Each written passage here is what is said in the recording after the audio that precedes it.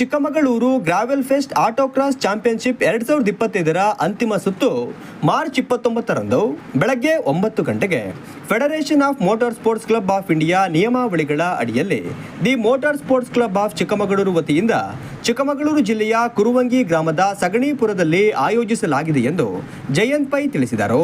Chikkamagaluru gravel fest ಅದೇನು ನಡೆಸ್ತಾ ಇದ್ದೀವಿ, ನಮ್ಮ Indian national autocross championship last round ಇದು. ಅಂದರೆ ದೇಶದಲ್ಲಿ ನಾರ್ತಲ್ಲಿ 2 ರೌಂಡು, ಈಸ್ಟಲ್ಲಿ 2 ರೌಂಡು, ಸೌತಲ್ಲಿ 2 ರೌಂಡು ಆಗ್ಬಿಟ್ಟು ಎಲ್ಲ ಕಡೆ ಕ್ವಾಲಿಫೈ ಆಗಿರೋಂಥವ್ರು ಚಿಕ್ಕಮಗಳೂರಲ್ಲಿ ನಡೆಸ್ತಾ ಇದ್ದೀವಿ ಫೈನಲ್ ರೌಂಡ್.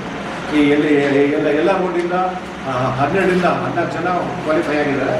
ಅವರು ಈ ಪಾರ್ಟಿಸಿಪೇಟ್ ಮಾಡಿದಲ್ಲಿ ಯಾರು ಗೆಲ್ತಾರೆ ಅವರು ನ್ಯಾಷನಲ್ ಚಾಂಪಿಯನ್ ಆಗಿ ಹೋಗ್ಬಿಡ್ತಾರೆ. ಇದರಲ್ಲಿ ಬೇರೆ ಬೇರೆ ಕ್ಯಾಟಗರಿ ಇದೆ ಸರ್. ಅಂದರೆ ಐನ್ಯಾಕ್ 1, ಐನ್ಯಾಕ್ 2, ಐನ್ಯಾಕ್ 3 ಬೇರೆ ಬೇರೆ CC ಮತ್ತು ಬೇರೆ ಇದರಲ್ಲಿ ಬೇರೆ ಬೇರೆ ಕ್ಯಾಟಗರಿ ಇದೆ.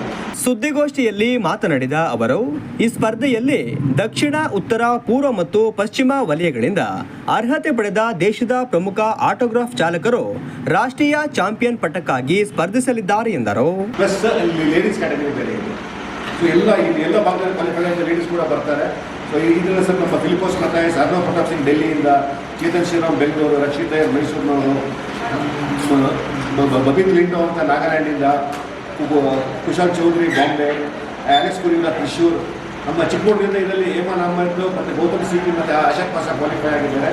ಅದ್ರ ಜೊತೆಗೆ ಲೇಡೀಸ್ನಲ್ಲಿ ತಾರು ಶ್ರೀರಾಮ್ ಅವರು ಕ್ವಾಲಿಫೈ ಆಗಿದ್ದಾರೆ ಸರ್. 2.5 ಕಿಲೋಮೀಟರ್ಸ್ 2 ರೋಡ್ ಅಂದರೆ ಟ್ವಿಂಟರ್ಸ್ 2 ಕಾರ್ ಒಟ್ಟಿಗೆ ಸ್ಟಾರ್ಟ್ ಮಾಡ್ತೀವಿ. ಅದಕ್ಕೆ ಕ್ರಾಸ್ ಓವರ್ ಬ್ರಿಡ್ಜ್ ಇರುತ್ತೆ. ಸೊ ಇದು ಭಾರತ ದೇಶದಲ್ಲಿ ಇರುವಂಥ ಅಪರೂಪ ಟ್ರ್ಯಾಕಲ್ಲಿ ಒಂದು ಸರ್ ಇದು. ಅಂದರೆ ಓವರ್ ಬ್ರಿಡ್ಜ್ ಮಾಡೋಂಥ ಟ್ರ್ಯಾಕ್. ಟ್ವಿನ್ ಟ್ರ್ಯಾಕ್ ಮಾಡೋದು ಭಾರಿ ರೇರು. ಟ್ವಿನ್ ಟ್ರ್ಯಾಕ್ ಮಾಡೋದು ಅಂದರೆ ಭಾರತ ದೇಶದಲ್ಲಿ 2 ಮಾತ್ರ ಟ್ರ್ಯಾಕ್ ಇರುತ್ತೆ ಇಡೀ ಇಂಡಿಯಾದಲ್ಲಿ. CLS ಆ್ಯಂಬುಲೆನ್ಸು ಅಲ್ಲಿ ಫಸ್ಟ್ ಏಡಿಗೆ ಡಾಕ್ಟರ್ ಇದ್ದಾರೆ, ಅಪಘಾತ ಆದರೆ ಡಾಕ್ಟ್ರು. ಇಷ್ಟು ನಾವು ಪ್ರಿಕಾಷನ್ ಮೆಜರ್ನ ವಹಿಸಿದ್ದೀವಿ. ಪ್ಲಸ್ ಎಲ್ಲ ಕಡೆ ನಮ್ಮ ಮಾರ್ಷಲ್ಸ್ ಇರ್ತಾರೆ.